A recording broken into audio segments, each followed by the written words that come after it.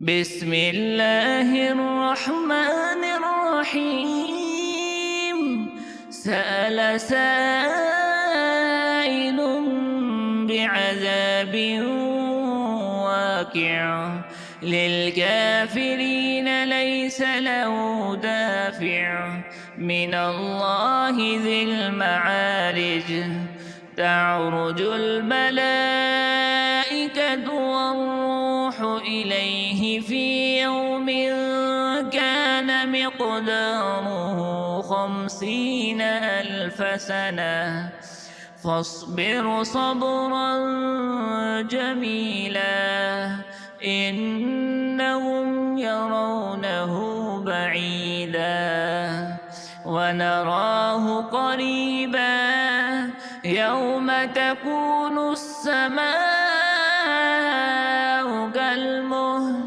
وتكون الجبال كالعهن ولا يسأل حميم حميما يبصرونهم يود المجرم لو يفتدي من عذاب يومئذ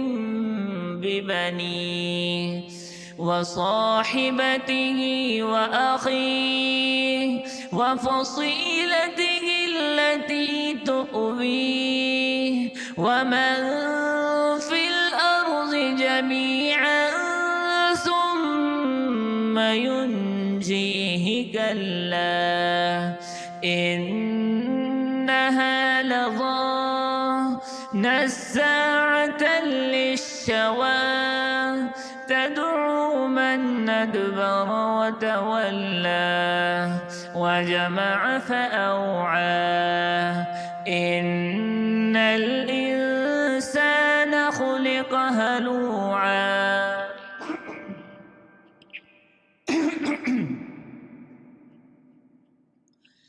إذا مسه الشر جزوعا وإذا مسه الخير منوعا إلا المصلين الذين هم على صلاتهم دائمون والذين في أموالهم حق معلوم للسائل والمحروم والذين يصدقون بيوم الدين والذين هم من عذاب ربهم مشفقون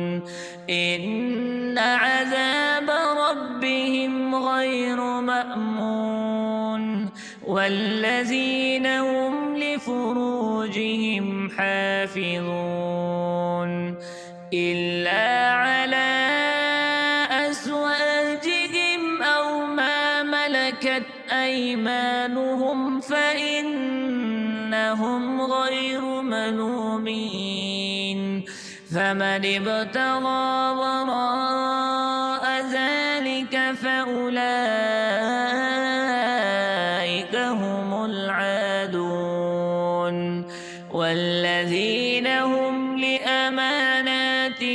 وعهدهم راعون والذين هم بشهاداتهم قائمون والذين هم على صلاتهم يحافظون أولئك في جنات مكرمون فما للذين كفروا قبلك مهطعين فما للذين كفروا قبلك مهطعين عن اليمين وعن الشمال عزين أيطمع كل امرئ منهم أن يدخل جنة نعيم كلا إنا خلقناهم مما ما يعلمون فلا